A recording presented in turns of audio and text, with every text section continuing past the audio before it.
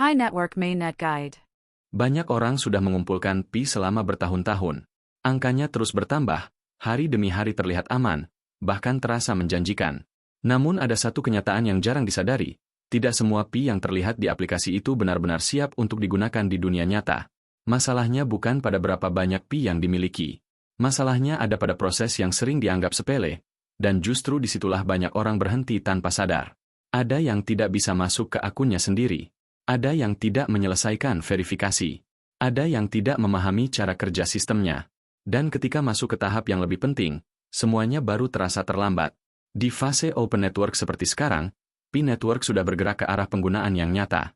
Tetapi hanya akun yang benar, hanya pengguna yang memahami sistem, dan hanya yang menyelesaikan tahap-tahap penting, yang benar-benar bisa melanjutkan ke tahap berikutnya. Video ini bukan sekadar menjelaskan fitur. Ini adalah penjelasan tentang bagian-bagian yang menentukan apakah Pi yang Anda miliki akan tetap menjadi angka, atau benar-benar menjadi sesuatu yang bisa digunakan. Perhatikan setiap bagian dengan baik. Karena seringkali, yang terlihat sederhana, justru menjadi penentu terbesar di akhir.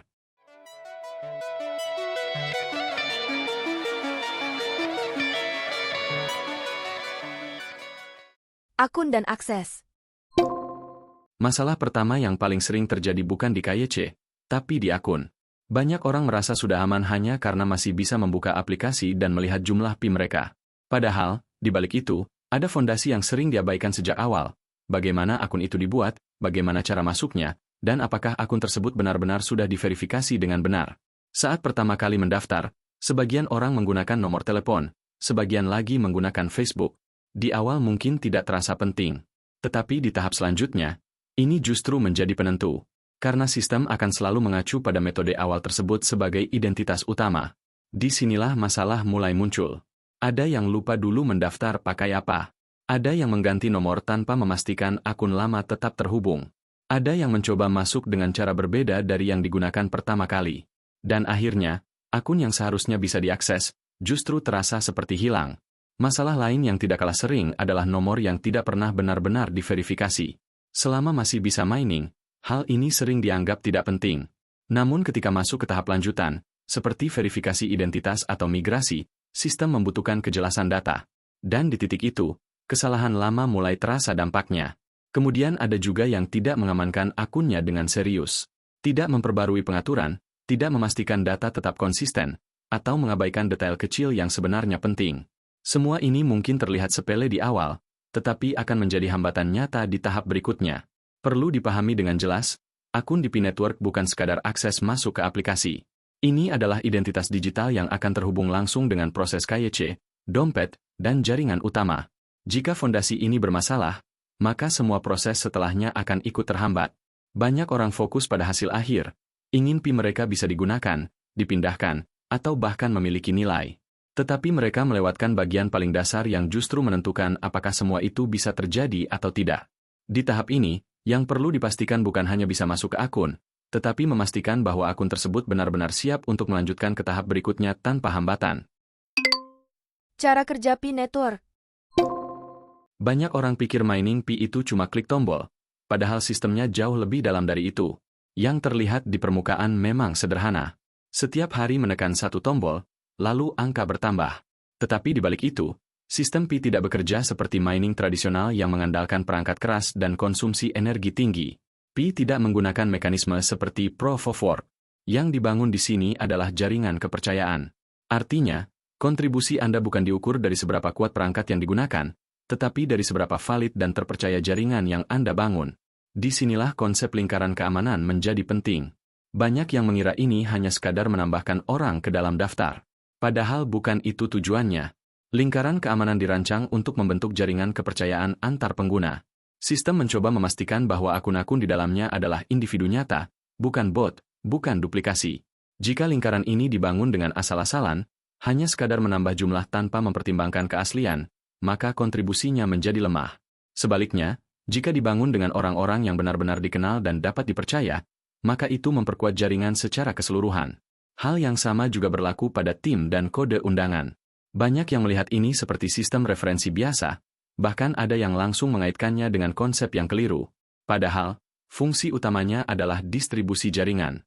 Pi bertumbuh karena setiap pengguna membawa pengguna lain, membentuk koneksi, dan memperluas jangkauan sistem. Namun sekali lagi, ini bukan tentang seberapa banyak orang yang masuk, tetapi seberapa berkualitas jaringan yang terbentuk. Kemudian masuk ke bagian yang lebih dalam, model token dan sistem mining itu sendiri. Pi tidak langsung mendistribusikan semua token ke pasar. Distribusinya dilakukan secara bertahap, mengikuti pertumbuhan jaringan. Semakin besar jumlah pengguna, semakin menurun tingkat reward. Ini bukan kebetulan, tetapi bagian dari desain untuk menjaga keseimbangan antara supply dan perkembangan ekosistem. Artinya, mining di awal dan di fase sekarang memiliki konteks yang berbeda. Yang dulu hanya fokus pada akumulasi, sekarang mulai bergeser ke arah kontribusi nyata terhadap jaringan dan ekosistem. Di titik ini, penting untuk memahami satu hal yang sering terlewat. Semakin kuat jaringan yang Anda bangun, semakin besar kontribusi Anda ke sistem, bukan sekadar jumlah orang. Karena pada akhirnya, Pi tidak dibangun hanya sebagai alat untuk mengumpulkan angka, tetapi sebagai sistem yang mengandalkan kepercayaan, partisipasi, dan keterlibatan nyata dari setiap penggunanya. Tools dan ekosistem. Setelah mining, banyak orang berhenti, padahal disinilah ekosistem mulai terbentuk. Mining memberikan fondasi awal, tetapi Pi Network bukan hanya tentang angka di aplikasi. Nilainya mulai nyata ketika pengguna mulai memanfaatkan alat dan fitur yang membangun ekosistem itu sendiri. Pi Browser adalah pintu masuk ke ekosistem. Melalui browser ini, pengguna dapat mengakses aplikasi, proyek, dan layanan yang berjalan di atas jaringan Pi. Bagi sebagian orang, ini terlihat seperti tambahan sederhana. Namun disinilah interaksi nyata dengan sistem dimulai. Disinilah Pi mulai memiliki utilitas yang bisa dirasakan, bukan sekadar angka di layar. Selanjutnya, ada Node. Node bukan sekadar perangkat yang terhubung ke internet. Ia adalah bagian dari infrastruktur blockchain yang menjalankan transaksi, memvalidasi data, dan memperkuat keamanan jaringan. Setiap node yang dijalankan oleh pengguna menambah stabilitas dan integritas jaringan, sekaligus memberi kontribusi nyata terhadap keberlangsungan sistem. Tanpa node, jaringan tidak bisa berfungsi sepenuhnya. Mining saja tidak cukup. Selain itu, chat dan komunitas menjadi komponen sosial yang tak kalah penting. Fitur obrolan bukan sekadar tempat berkirim pesan, tetapi menjadi medium bagi pengguna untuk berinteraksi, berbagi pengalaman, dan memberikan feedback. Komunitas yang aktif adalah cermin kesehatan jaringan. Sistem teknologi sebesar ini tidak bisa hanya mengandalkan angka atau kode. Interaksi manusia menjadi fondasi yang membuat ekosistem hidup. Intinya, Pi tidak hanya membangun teknologi. Yang membuat jaringan ini kuat dan berkelanjutan adalah komunitas yang terbentuk di sekitarnya. Mining membuka jalan, tetapi tools dan ekosistem itulah yang mengubah Pi dari sebuah aplikasi menjadi jaringan yang nyata, dapat digunakan, dan bisa memberi manfaat bagi penggunanya. Maka, mereka yang berhenti di tahap mining hanya melihat permukaannya. Sementara yang memahami ekosistem, mulai memanfaatkan Pi Browser, Node, dan komunitas, akan melihat potensi sesungguhnya dari Pi Network. KYC dan Mainnet. Ini bagian yang sering dianggap masalah KYC, padahal dalam banyak kasus, masalahnya justru terjadi sebelum itu. Banyak pengguna merasa gagal di tahap KYC atau Mainnet, padahal akar masalahnya adalah mereka tidak bisa masuk ke akun yang benar. Di Pi Network, satu hal yang tidak boleh salah adalah metode login awal. Jika Anda mendaftar menggunakan Facebook, maka Anda harus masuk kembali menggunakan Facebook. Jika Anda mendaftar menggunakan nomor telepon, maka Anda harus menggunakan nomor yang sama, dengan kata sandi yang benar. Kesalahan paling sering terjadi ketika pengguna mencoba masuk dengan metode yang berbeda. Misalnya, dulu mendaftar dengan nomor telepon, tetapi saat login mencoba menggunakan Facebook, atau menggunakan nomor baru yang tidak terhubung dengan akun lama. Dan di titik itulah masalah dimulai. Sistem tidak akan menganggap itu sebagai akun yang sama. Sistem akan membuat akun baru, kosong, tanpa Pi. Ini yang sering disalahartikan sebagai Pi hilang. Padahal bukan hilang. Akun aslinya masih ada, hanya tidak diakses dengan cara yang benar. Ada satu tanda yang harus Anda waspadai. Jika saat login Anda diminta memasukkan nama depan dan belakang, atau membuat username baru, berhenti di situ. Itu bukan proses masuk ke akun lama. Itu adalah pembuatan akun baru. Solusinya bukan membuat akun baru, tetapi kembali ke metode awal. Coba masuk menggunakan Facebook. Jika gagal, ulangi sekali lagi. Coba masuk dengan nomor telepon yang pernah digunakan. Jika lupa kata sandi, gunakan fitur pemulihan akun. Dalam beberapa kasus, masalah login juga dipengaruhi oleh kondisi perangkat. Coba beberapa pendekatan berbeda. Matikan dan nyalakan ulang perangkat.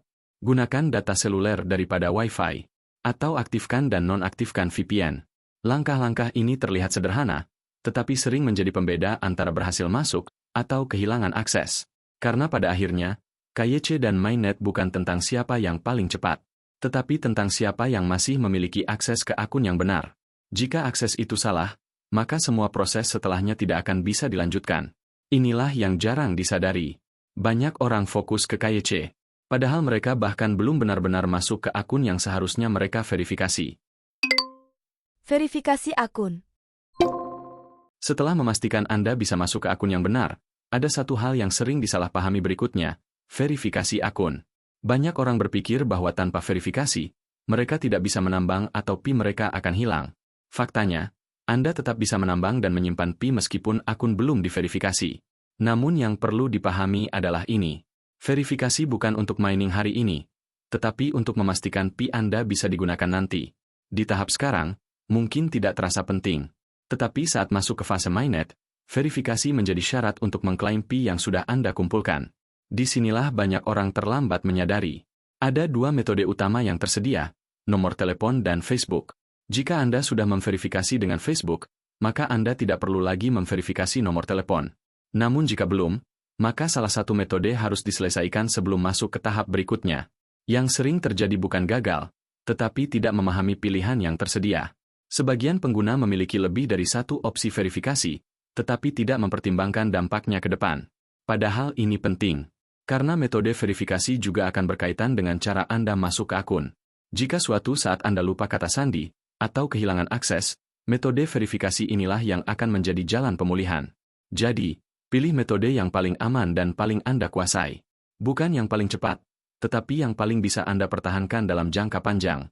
Dalam praktiknya, proses verifikasi terkadang tidak berjalan mulus. Ada yang tidak menerima kode. Ada yang gagal berkali-kali. Ada yang merasa prosesnya berhenti. Di sini, yang perlu dipahami adalah, ini bukan selalu kesalahan sistem. Seringkali, ini terkait dengan kondisi jaringan, perangkat, atau bahkan operator yang digunakan. Karena itu, pendekatannya bukan menyerah, tetapi mencoba dengan kondisi yang berbeda. Gunakan jaringan yang berbeda. Coba waktu yang berbeda. Aktifkan atau nonaktifkan VPN jika diperlukan. Langkah-langkah ini mungkin terlihat sederhana, tetapi sering menjadi solusi yang tidak disadari. Intinya, verifikasi bukan sekadar langkah tambahan. Ini adalah jembatan antara apa yang Anda kumpulkan hari ini, dan apa yang bisa Anda gunakan di masa depan. Dan seperti banyak bagian lain di Pi Network, yang membedakan bukan siapa yang paling cepat, tetapi siapa yang memahami prosesnya dengan benar dan menyelesaikannya dengan tepat. Tindakan untuk memanfaatkan PI Anda. Di fase Open Network ini, semuanya memang sudah mulai terbuka. Tetapi yang jarang disadari, bukan sistemnya yang membatasi, melainkan kesiapan penggunanya sendiri. Banyak orang merasa sudah berada di tahap yang sama hanya karena sama-sama menambang. Padahal kenyataannya, posisi mereka sudah berbeda jauh. Ada yang siap melanjutkan. Ada yang masih tertahan, tanpa menyadarinya. Bukan karena kurang waktu, tetapi karena ada bagian penting yang tidak diselesaikan sejak awal. Tidak bisa masuk ke akun yang benar. Tidak memahami metode verifikasi yang digunakan. Atau tidak menyadari bahwa akses mereka sebenarnya bermasalah. Dan ketika semuanya sudah masuk ke tahap berikutnya, mereka baru menyadari bahwa yang mereka miliki tidak bisa digunakan. Disinilah letak perbedaannya. Yang menentukan bukan siapa yang paling lama menambang, tetapi siapa yang benar-benar siap. Siap dalam arti yang sederhana, tetapi sering diabaikan. Masih memiliki akses ke akun yang benar. Memahami cara masuk dan memulihkan akun jika terjadi masalah. Dan sudah menyelesaikan proses verifikasi dengan cara yang bisa dipertahankan.